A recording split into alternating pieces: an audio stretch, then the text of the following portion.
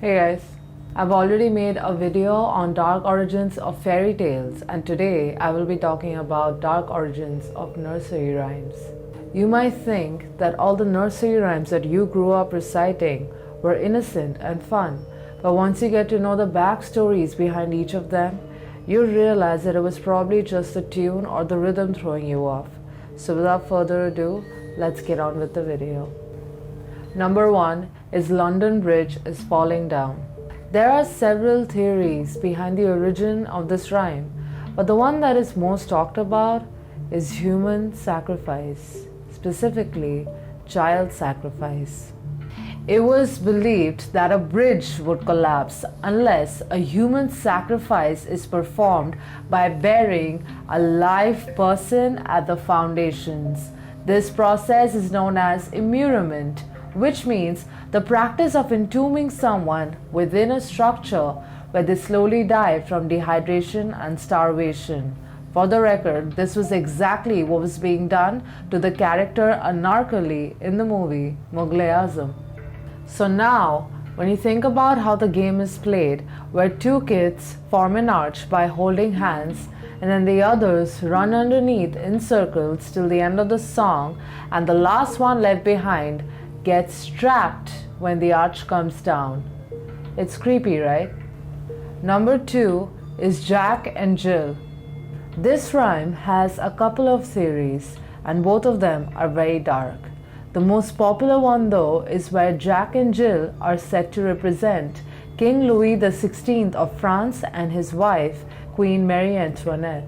So, King Louis XVI and Marie Antoinette, in case you didn't know, were convicted of treason during the French Revolution, otherwise known as the Reign of Terror.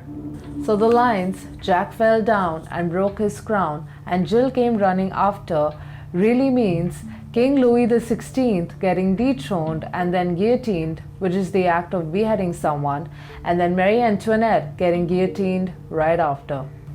Number 3 is Ring Around the Rosie.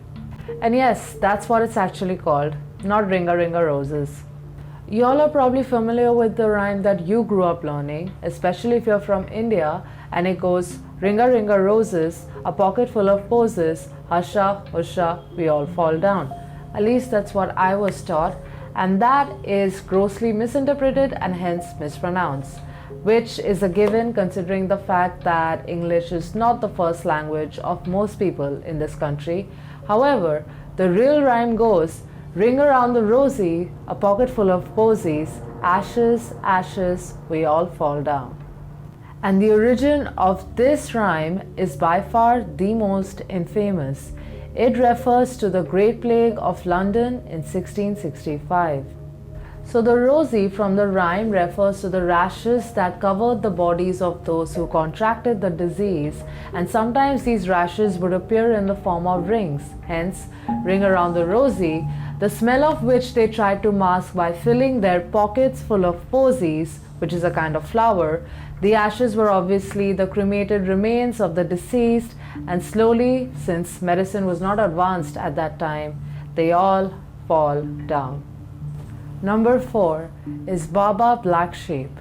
This rhyme sounds innocent, but it dates back to feudal England, which wasn't innocent. There was an extremely harsh wool tax imposed on farmers back then by King Edward I in the 13th century. 1/3 of the wool was taken for the king or the master, 1/3 for the church or the dame, and 1/3 was left for the farmers.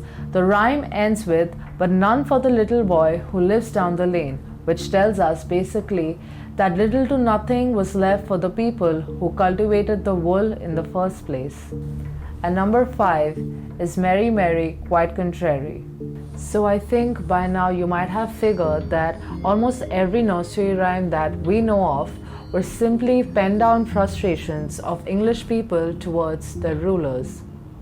And this particular famous nursery rhyme is actually about Queen Mary I of England, whose routine executions of Protestants and fascination with torture techniques earned her the name Bloody Mary.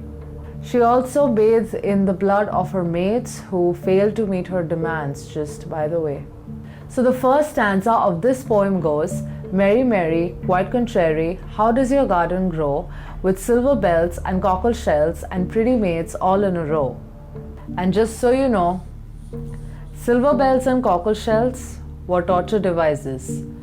The former was meant to crush someone's thumb, and the latter, cockle shells, were meant to crush genitals. I hope you guys enjoyed the video. If you want more dark themed content, please let me know in the comments. The more engagement you have in the comment section, the more it'll help me grow as a YouTuber. So if you watched this far, comment Bloody Mary. Like this video if you liked it, subscribe if you haven't already, and I'll see you guys on the next one. Bye.